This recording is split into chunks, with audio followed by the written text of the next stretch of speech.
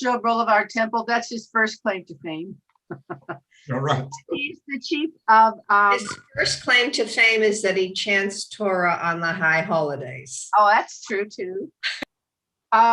He's the chief of hematologic malignancy and in the stem cell transplant unit at the Geffen School of Medicine at UCLA. Is that correct? You got it. Great. Thank you very much, Rabbi. And a great Jewish scholar as well.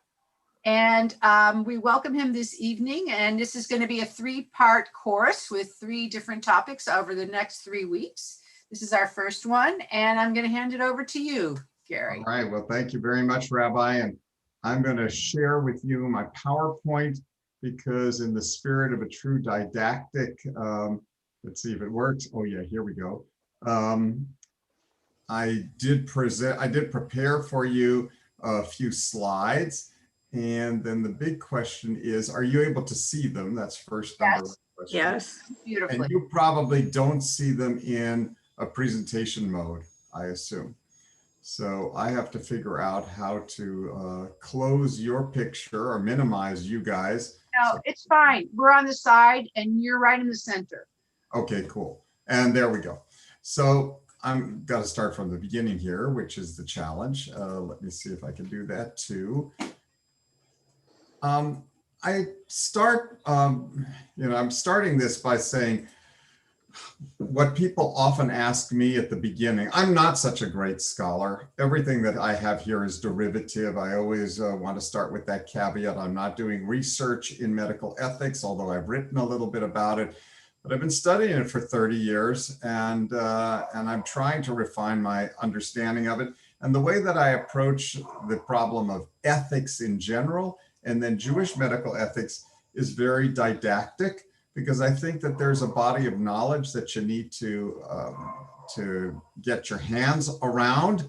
And from that body of knowledge, then you can start making decisions. This is not the way that I would teach medical ethics, Jewish or not otherwise. And yet this is what I often get from medical students. When I ask medical students how they approach an ethical dilemma, this is the frequent answer. I just quoted one of the students. Tell me the case and I'll tell you the ethical response. That is entirely anecdotal. It only works for the given case, and it's very hard to develop rules. I would never treat somebody's congestive heart failure by saying, tell me the details of the patient's presentation, I'll tell you how to manage them. No, I would instead learn, how does the heart pump? Why does the heart sometimes not pump? Why does it fail? And what are the means by which you treat a failing heart? And so I think if you approach an ethical problem from the same kind of background and that everybody have the same kind of skeleton, you can then address some of the individual issues. Now, Jewish medical ethics is unique because Jewish medical ethics has a history and has a text, which is Torah, writings, and then the Talmud, which is used to answer questions. And sometimes it will deviate from the ethical principles of the day. Situational ethics are kind of a derivative of that. You tell me the case and I'll give you the ethical response. And they're often dependent on a single principle, like love, commandments, utility. I'll get to utility later because it's a big problem. They're probably derived from Kant's categorical imperative, where really the whole ethical principle of Kantian ethics is do not do to others what you wouldn't want to have done to you. That's a Jewish take, or the way he would have said it, do unto others as you would have them do unto you. There's a problem with that if you have a single principle, and that's inconsistency. Rules become expendable, they're never absolute, and it becomes hard, however noble the single principle is, to address a complex ethical issue from a single principle. Now, just again, kind of setting a little bit of background here, we're going to talk about ethics, but ethics is only one branch of philosophy. Philosophy consists of logic, aesthetics, epistemology, metaphysics, which you rabbis are very into, and ethics. Logic is something that we have to use every day when we do science or when we do medicine. And it basically follows an Aristotelian formula. You have premises, and hopefully from the premises, you derive a conclusion that is logical and plausible. In metaphysics, again, I'm not going to tell you what you do. You're trying to determine that which you cannot directly observe, which is challenging. In ethics, we can test principles. We can subject them to a logical experiment and to test, but it's hard. It's not as easy as trying a new drug for a different disease, where you can, through logic, infer response to drug based on statistical criteria. It's a little more difficult than that. And that's why I always tell you I'm not a primary ethical philosopher, but I can communicate a little bit of what ethics is trying to do. When you discuss ethics, you're basically dealing with moral dilemmas. When you deliberate, you're dealing with moral justification. And humans are capable of justifying almost any kind of behavior, no matter how heinous. And so again, you need a little bit of structure and a little bit of framework to try to justify moral decisions to determine that they are really moral. Now, in Jewish ethics, there's something called normative Jewish ethics. These are based on fundamental principles, which we will go over in a moment. These principles form a guideline to treatment. They may not, in and of itself, give you an answer to treatment, but they give you some guideline. There are non-normative ethics that are derived from social situations, anthropology, and there are meta-ethics, which we'll never get into, which inform public policy and professional codes. When we have an argument at the bedside, or hopefully not quite at the bedside, but a little bit away from the bedside, we often have a conflict of principles. But sometimes we have a conflict of facts. And when I'm talking to a patient and we have a moral dilemma and we have a problem trying to figure out what is the right way to proceed, the first thing, the easiest thing in a way for a doctor, is to try to lay out the facts as best we understand them. Facts have to be relevant.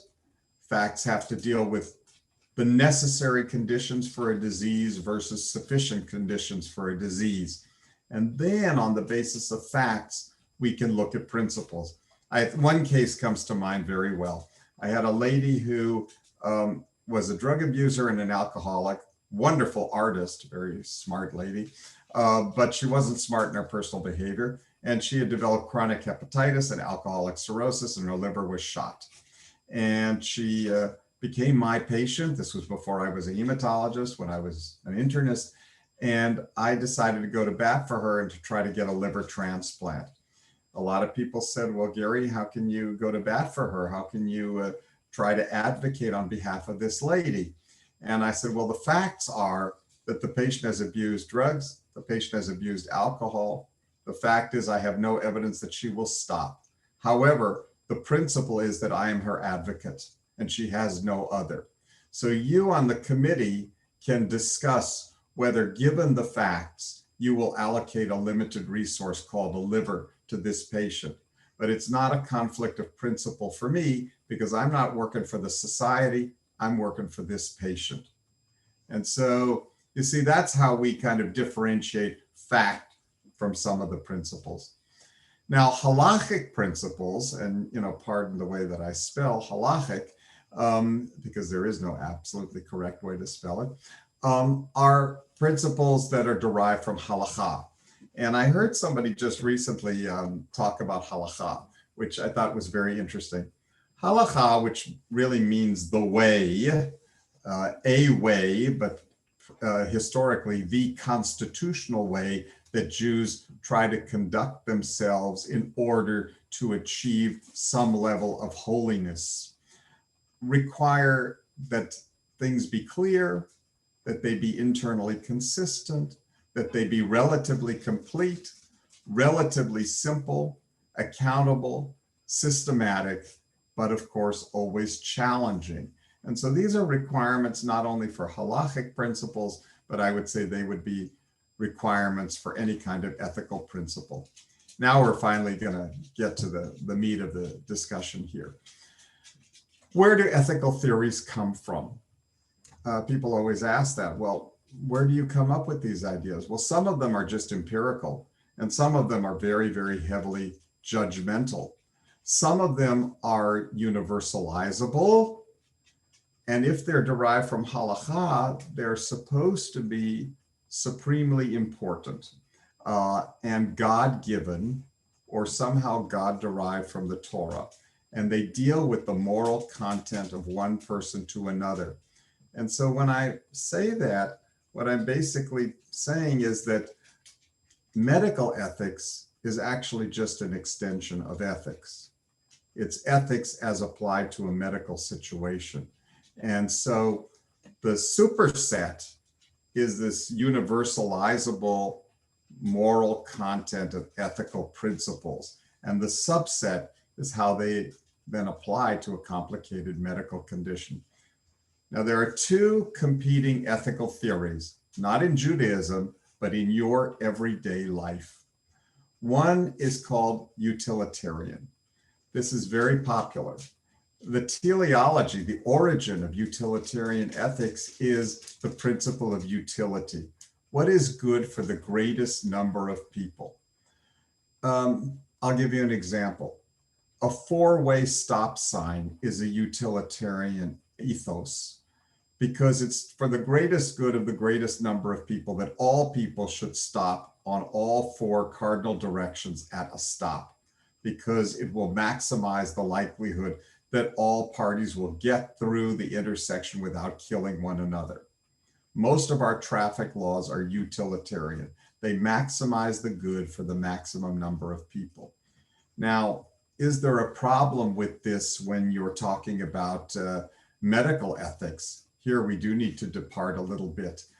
The answer is yes. Utilitarian ethics is really troublesome in a medical situation. It's actually almost indefensible.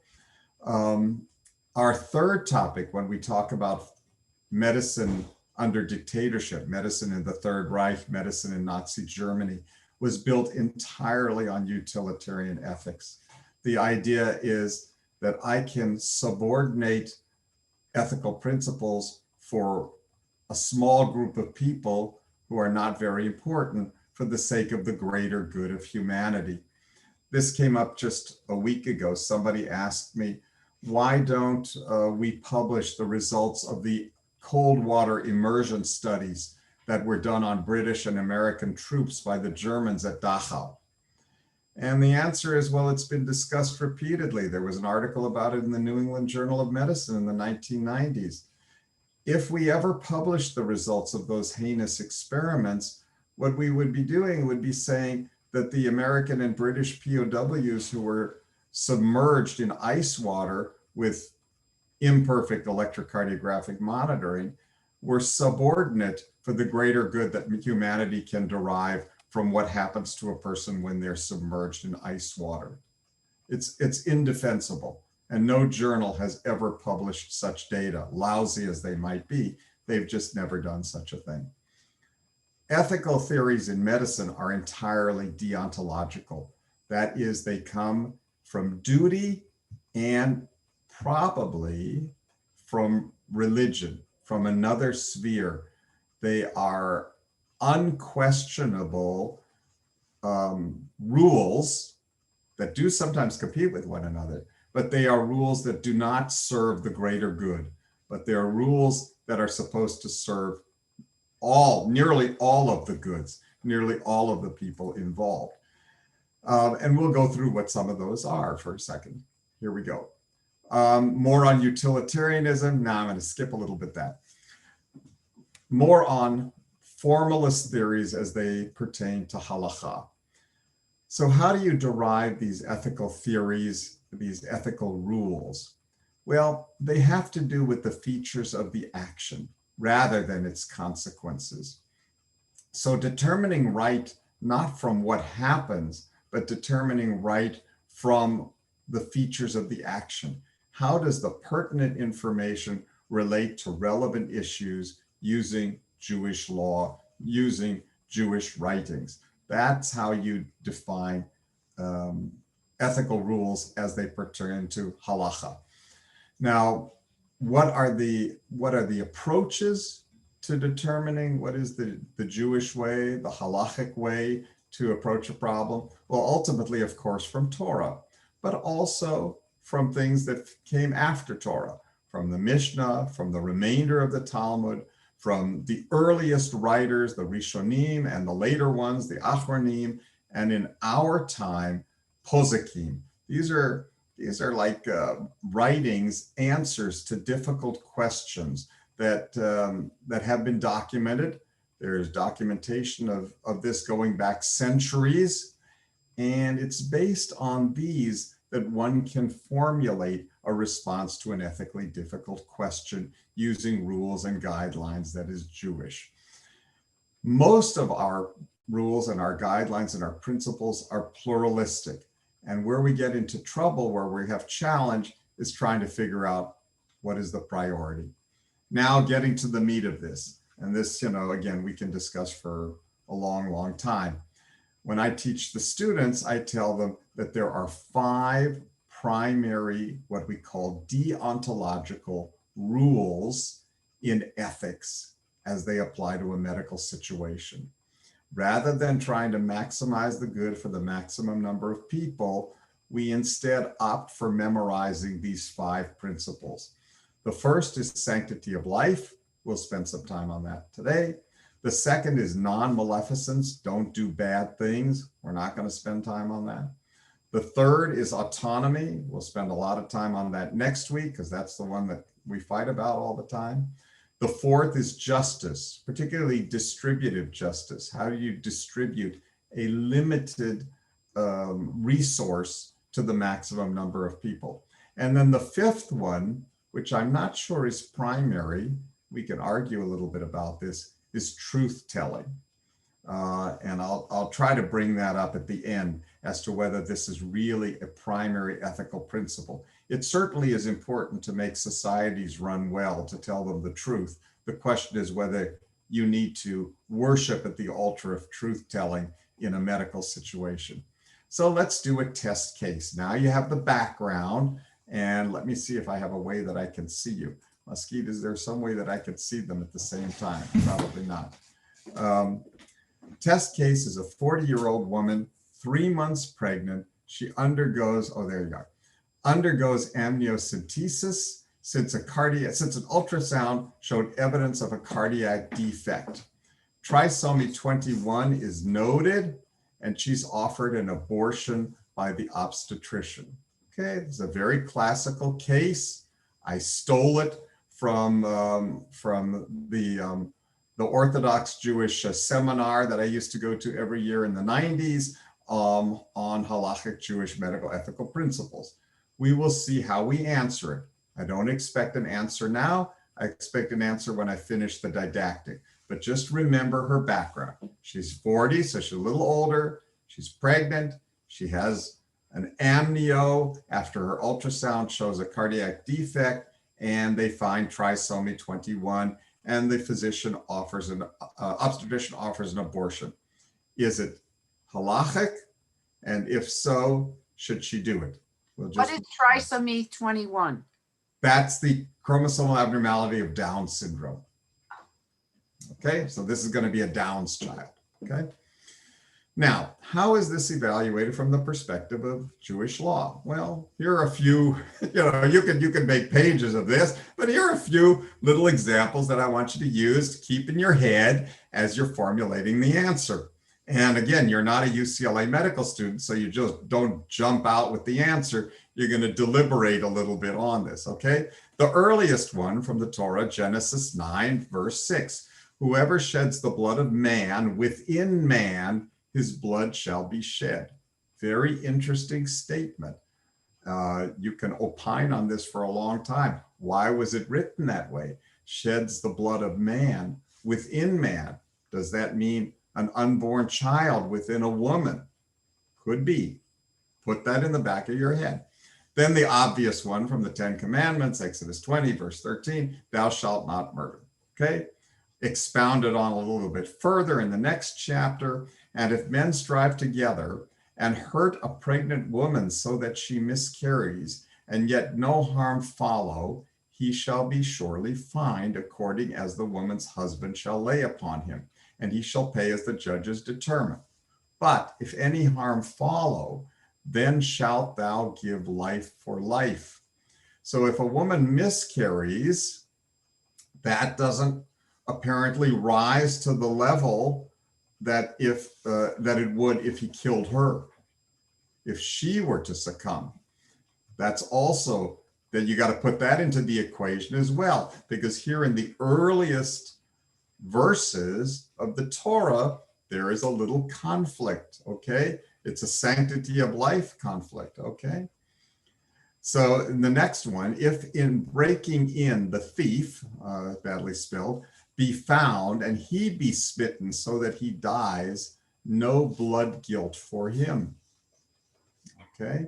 Leviticus, this is a famous one. I say this one all the time to my kids. I don't know that they listen to me. Leviticus 19, verse 14, before a blind person, thou shalt not place a stumbling block. Okay, we'll have to decide, is the pregnant woman who has inadequate facts a blind person and you have placed a stumbling block before her? Okay. And then going a little bit later and outside Torah to Talmud, if a woman is in hard travail, pregnancy, or actually labor and travail, they come from the same word, right? Travail in Latin means labor. One cuts up the child within her womb and extracts it because her life comes before life. But if the greater part of the child has already emerged, one may not touch it, for one may not set aside one's life for the sake of another. So it becomes a little bit more complicated, as it should. You know, we want universalizable rules, but we also have to have a little bit of subtlety to handle some of the differences. Keep this in the back of your mind because we will again go on with this, okay? Who gets to decide? Does the patient get to decide or the doctor get to decide? And who has the license to heal? Well, ultimately, the Ribono Shel Olam, the master of the universe that we say every night at bedtime, he's the one who really has the license to heal. And this came up a few weeks ago at a Harvard Westlake Jewish student, Jewish parent discussion, where somebody was talking about the respect for doctors in the Jewish world during earlier plagues. And one of the people listening online says, well, how come doctors got off so free during the Black Death? How come they weren't blamed? And nobody had an answer for this. But one of the answers, I think, is that in Judaism, ultimately, the master of the universe is the healer. You know, we use this line, Kol ha'machala asher samti b'Mitzrayim, ani lo asim alecha ki ani Adonai rofecha. So all the illnesses that I put on them in Egypt, I shall not deliver upon you because I am your God, the healer, your healer, even more specific, your healer. So doctors are subordinate. The ultimate one making the decision is the Almighty. Now, does that happen at Cedar Sinai and UCLA? No. Most of the time when somebody doesn't make it, we're like considered the final arbiters. But the truth is, Jewishly, we're not. We're just agents. Rashi's interpretation that God teaches Torah to save mankind from disease is interesting. And again, it establishes that the doctors are kind of second in line and really not the first in line. We are taught to save mankind, but our skills are limited. But that also means that patients need to seek out a doctor. You can't just go home and expect that you're going to recover from COVID-19 without talking to a doctor. The injured should seek redress from perpetrators. Exodus 21, verses 18-19, he shall cause him to be thoroughly healed. And the he and the him are not capitalized. They don't refer to God, they refer to humans. The Rambam in Deuteronomy 22 refers to that, and thou shalt restore it to him, implies that doctors have a certain obligation to heal. So if you come to me sick, you are fulfilling a biblical commandment to seek yourself to be healed, and I have an obligation on me to try to do my part. The further obligation comes from Leviticus 19:16, do not stand idly by the blood of thy neighbor. So I may not like your personality, but if you come to me, I have to treat you. And I remember treating a guy that was, well, he claimed he was in the Wehrmacht, but I think that he was not in the Wehrmacht. I think he was in something worse. And he had a malignancy, and I had to take care of him, whether I liked to or not. It was only at the point where I might have thought, gee, I don't think I can do a good job, that I would be expected to refer him to somebody else. Who has the obligation to seek help? You do. The righteous need no healer, but Deuteronomy says, take good heed unto yourselves. There is a responsibility to be healthy, but there's a responsibility to seek help. This great line from Sanhedrin, from the writings, from the Talmud, no wise person resides in a city without a physician. I thought that's a great one. When my older patients say, oh, we want to go up and live near Pismo in Arroyo Grande, I said to them, well, that's a very nice idea, but I don't think an older person can live in Arroyo Grande because you're not going to find much medical care there. An obligation to heal those with contagious risk by category. And again, we doctors and nurses have to do that as well. What about you? You have an obligation to care for and visit the sick. Why? Because again, Talmudically, he who visits the sick will be spared the punishments of the next world. Whoever visits the sick, it is as if he removes part of his sickness and makes it easier on him, while one who ignores a sick person is like one who sheds blood. And didn't we just say a moment ago that you cannot shed blood? You must not stand idly by the blood of your neighbor. So you have a responsibility to care for, visit the sick, not give them a laundry list of things to do and potions to take, but to visit them. And thou shalt do that which is right and good in the sight of the Lord. And let the honor of your fellow men be as dear to you as your own. That Talmudic phrase is close to Kant's categorical imperative. So I'm going to stop there. Now I'm going to open this up a little bit and take us back with what I've given you. What is your halachic response, trying to use the available biblical and Talmudic literature to give us some answers? And there is obviously not going to be a perfect answer. I just want to hear a few of them. Go. Probably start with Rabbi David's.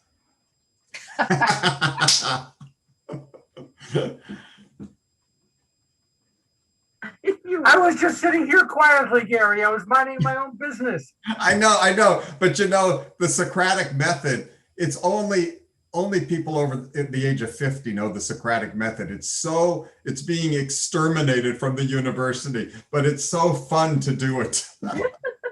Well, how do you feel about it, Gary? No, that's too easy. Come on. Okay. From my perspective, these rules viewed through a halachic perspective means that the abortion would be refused unless the fetus with whatever other defects are available would threaten the life of the mother. If not, the fetus, I believe, halachically, has a claim on life and needs to be protected. I think that would be the standard approach. And let's, God forbid this should ever happen to anybody that you know, of course, because it will be a gut-wrenching, horrible, very difficult thing. But I think you understand, based on the text, why the halachic authorities would come down on that, because of the slippery slope, the unintended effect. If you have chosen that the life of the Downs child is worth less than a normal child, then where do you stop? I have a question. Yeah. So we say she's 40, but we don't say this is her first child. No, we don't. She was a poor woman with 4 other children, and she's a single mom or divorced mother, and to have a child with disabilities would just sink her. She wouldn't be able to provide for her other children. She wouldn't be able to work. She wouldn't be able to handle it. Does that change the ruling? Well, of course, there's always some wiggle room, as there has to be, because these are real life situations. They happen all the time. And you could stretch it by saying that it might endanger and threaten her life in some way or another if she has no way to make a livelihood.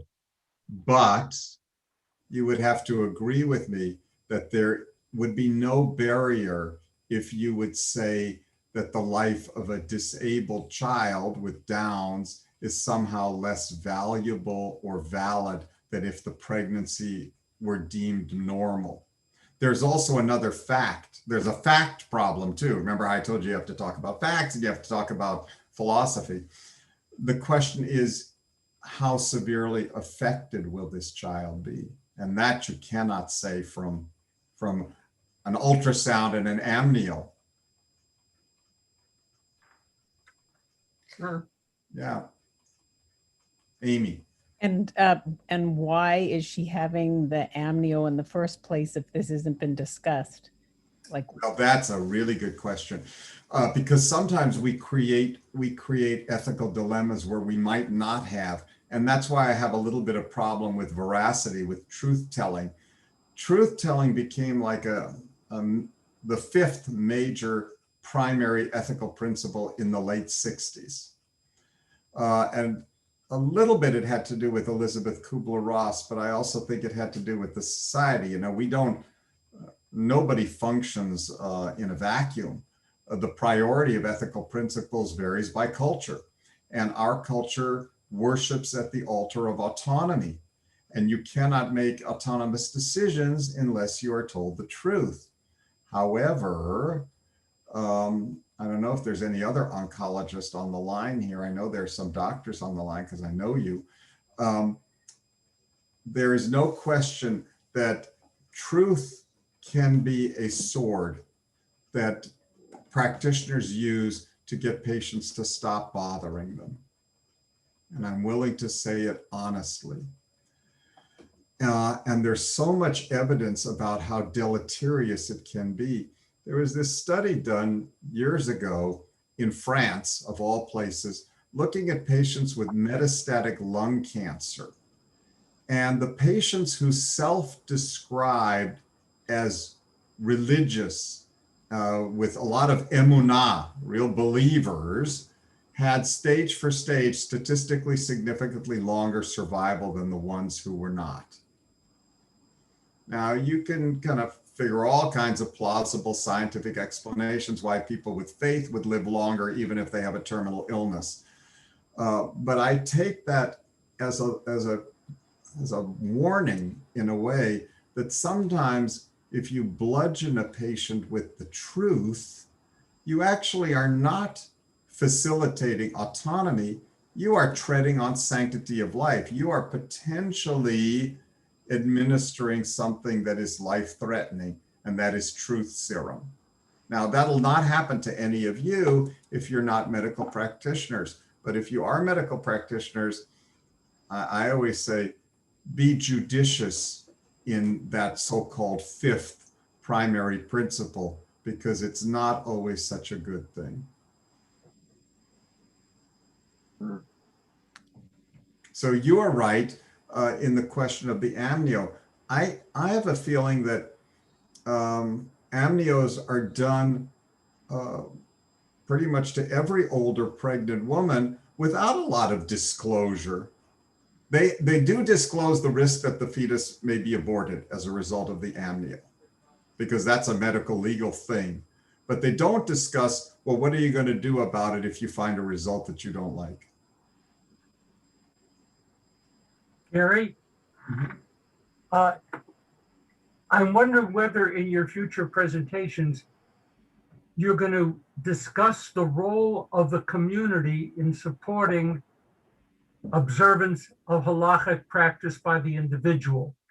And in this particular case, when Rabbi Nanas said, what if the individual, poor fourth or fifth child, this could crush your entire life, whatever.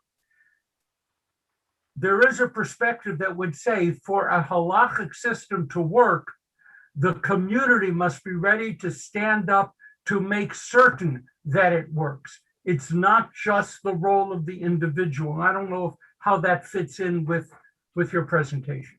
Well, it doesn't. I mean, you're gonna have to send me some literature because I don't know enough. But you know, I can only tell you. I mean, you know this very well. That's why you brought it up. That community is very important. I'm trying not to get emotional. I'll try to be cold and like I'm supposed to be. You know, I've just finished 2.5 years where basically I was in Avelut for most of the 2.5 years in mourning period.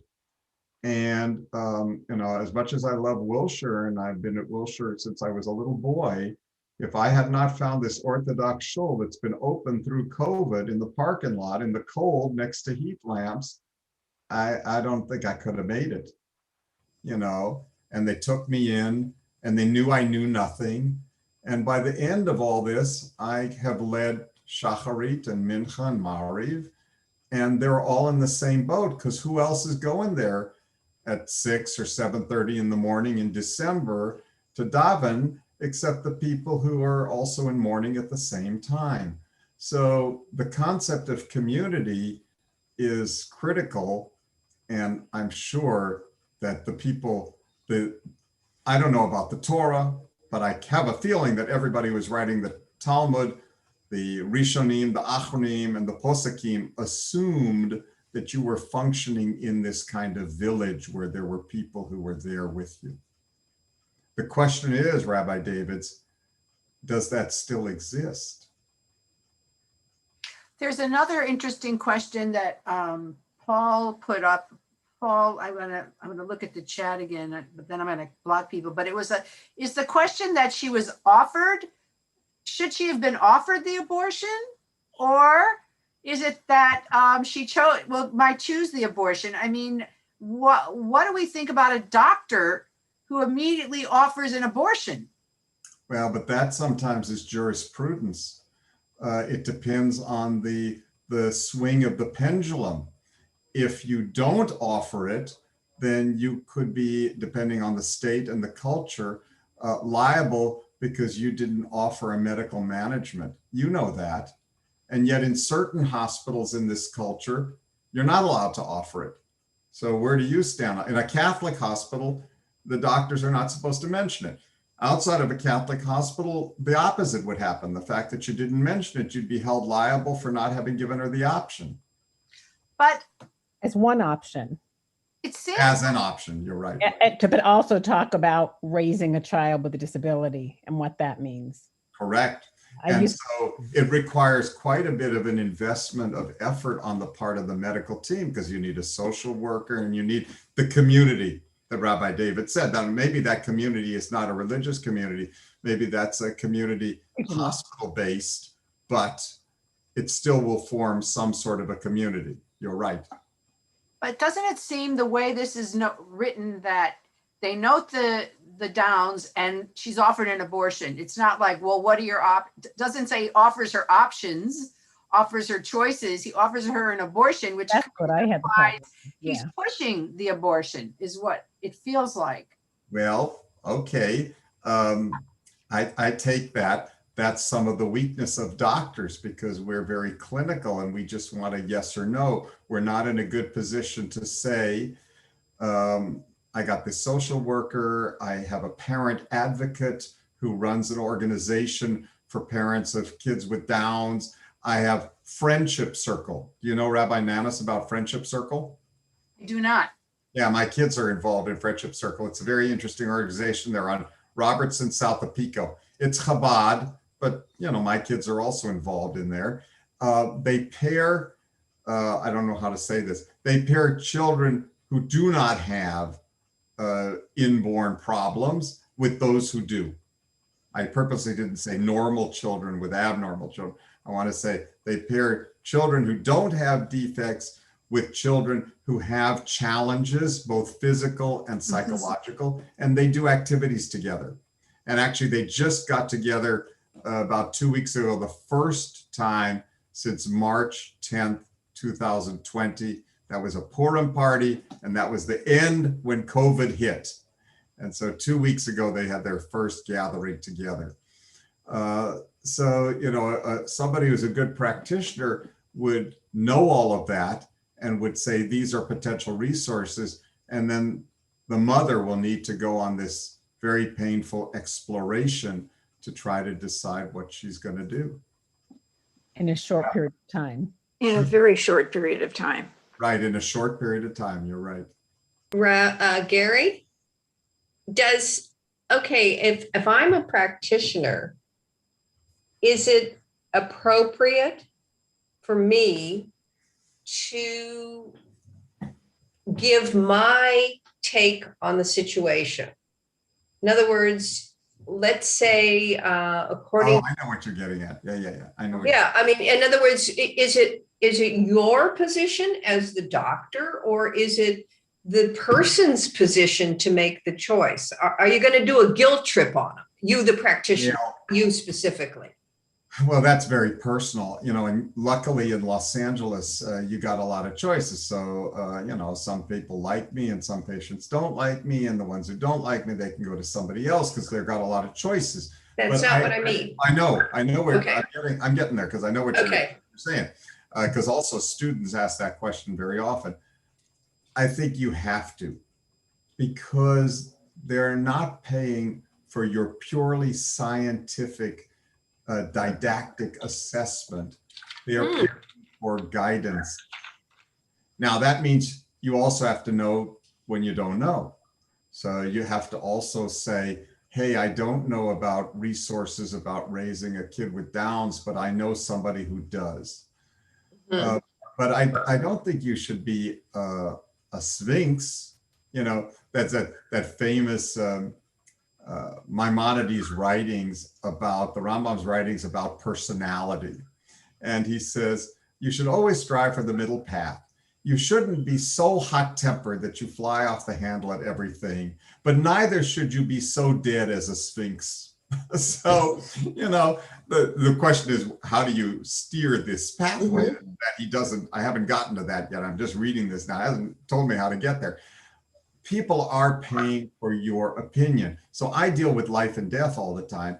And where do we stop treating patients? And at what point do we? This is a sanctity of life argument too. I just didn't choose it because it was too easy, but you asked me. So patients or family members will say, well, doctor, when is it enough? When have you done enough? And further intervention is not worthwhile. And that's, again, very personal, but they're paying for my opinion based on the number of patients I've seen. It's not entirely autonomous. Going one step further, I had a patient ask me a couple of weeks ago, I'm sure the rabbis will love this one, will I administer the cocktail when it comes time for end of life, as is allowed in the state of California? Now that, Susan, you're going to have to give an answer to that because you can't dance around that question. It was a real yes or no, binary, yes or no. And my answer is no, because although I respect your autonomy, I don't respect it enough that I feel it is an obligation for me. So you're right in the state of California to take the cocktail for terminal, really active euthanasia. Let's not sugarcoat it. It's really active. They use all these words. The Nazis came up with the word mercy killing, Gnadentot, mercy death. They came up with that idea. Let's not use those silly euphemisms. These are, active euthanasia. And I said, I cannot do it. Halachically, I can't do it. And I derive a lot of my purpose and my comfort from considering halakha in these decisions, but there will be another doctor who can. So is it the same? One thing is active, administering a cocktail. What about withholding treatment? That's not as hard because Judaism has given you a way out in that forever. Because again, Ki ani Adonai rofecha. So I am the Lord that heals thee. And if the Lord has decided he's not going to heal you, then we know Talmudically, I must pull back. You know, the famous one that's always used, that you rabbis use so much, you know, you've already worn it out. If somebody is dying and the workers fixing the roof on the house are keeping this person from proceeding through the natural pathway of death, then the rabbinic answer is, and the halachic answer is, stop working on the roof. So that is the way out for passive euthanasia. Our treatments are not benign, right? Mhm. Putting somebody on a ventilator is not benign. Chest compressions, you know, Susan knows I'm one of the 6% that survived a cardiac arrest. I was running for charity. Always watch out for that. And I didn't feel so good. And I laid down and I had ventricular fibrillation and I went to Yenabel, which by the way, it's not very scary. So nobody be afraid because it was very easy. But I was around a bunch of doctors. So they spent 15 minutes pressing on my chest and giving me 5 electric shocks. And I had a couple of seizures and I was resuscitated. 6 out of 100 people make it. And I must tell you, it was very painful for about a month. Excruciatingly painful. And so our interventions are not without pain. You better be damn well sure that that thing has some viable option. Somebody who's dying of metastatic lung cancer, you're not going to break their ribs and electrically cardiovert them when their heart stops. It would be like banging on the roof when a person is actively dying. But the challenge is for physician and for family and for patient, where is that point? Where is that point that sanctity of life no longer is in the hands of, as Rashi said, mankind who learns Torah in order to heal? Where is it now that it would be an assault? So I have a question. During COVID, in some hospitals, they were saying, I don't know if they actually did it, that there would become a point where there would have to be triage, where they didn't. I was on the committee. I was on the committee. Okay, so how deciding who is going to get the ventilator or the treatment and who isn't, and how do we justify that? Well, we may never get to that, but if the group is interested, we may have to put on a 4th session because that's called justice. So that and I don't know enough. And again, I look at Rabbi David's because I'm always afraid if I'm going to say something completely out of turn. I don't know enough about justice. Well, you study these things. That's why. You study these things more than I do. The only justice that doctors talk about is distribution of limited resources. We don't talk about just desserts for a criminal. We don't talk about what somebody is deserving in terms of punishment for not a criminal act, but some other kind of act. We only talk about limited resources.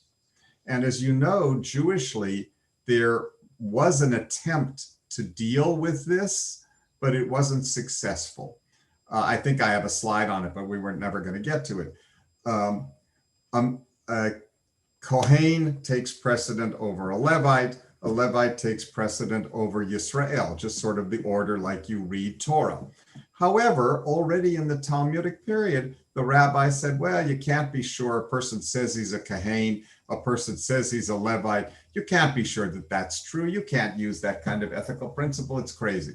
So then again, the early Talmud writers said, well, a man takes precedence over a woman. Well, and then the later writer says, well, what about Bruria?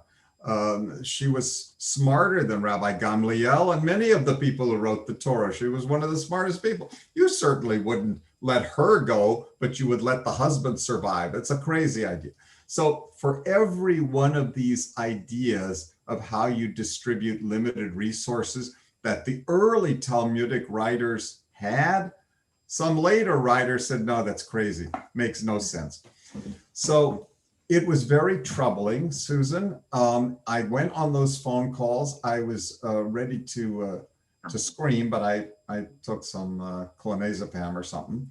You can imagine cancer patients were way down on the list as one of the least worth saving.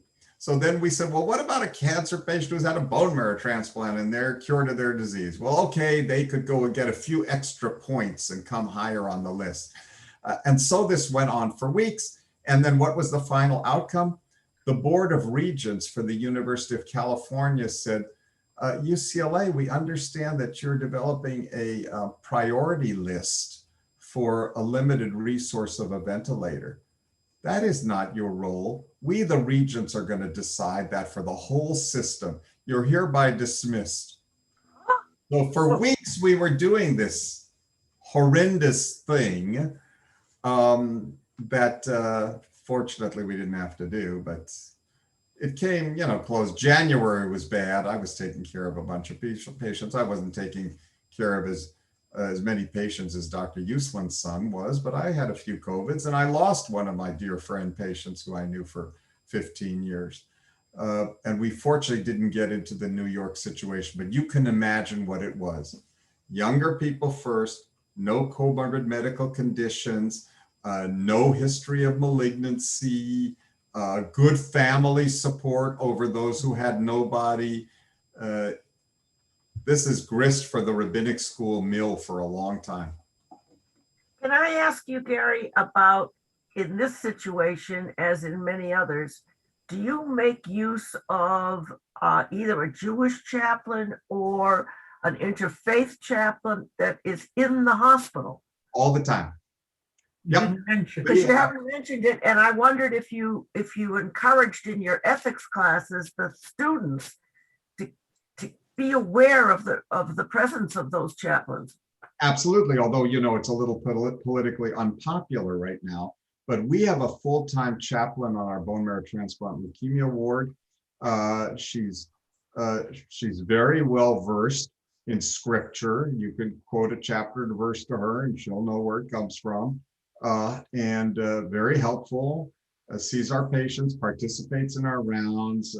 I use her all the time. I had a great resource in Judaism for a long time, but he passed away, and you probably remember him, Rabbi Galperin, the city controller's dad, Ron Galperin's father, Ron Galperin, yeah. survivor from Transylvania. He would make rounds at the VA, at UCLA, Santa Monica. He was kind of all over the place. And we don't have somebody right now like that I can readily identify. We have people that unfortunately come and go. So we don't have an easily accessed Jewish chaplain right now.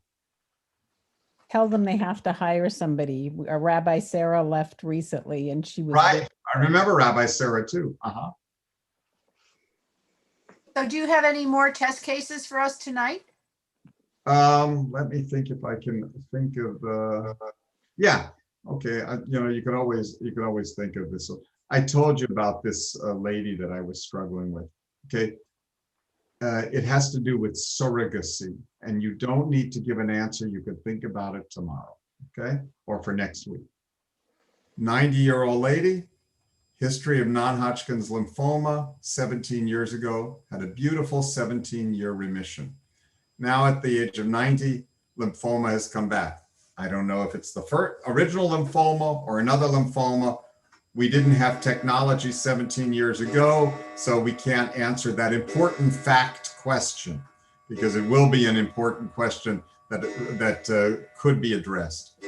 So the patient has received a modified chemotherapy appropriate to her age.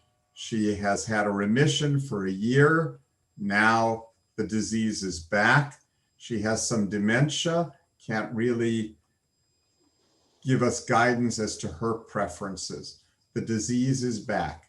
Do we treat? Do we not? I told you she has a number of children.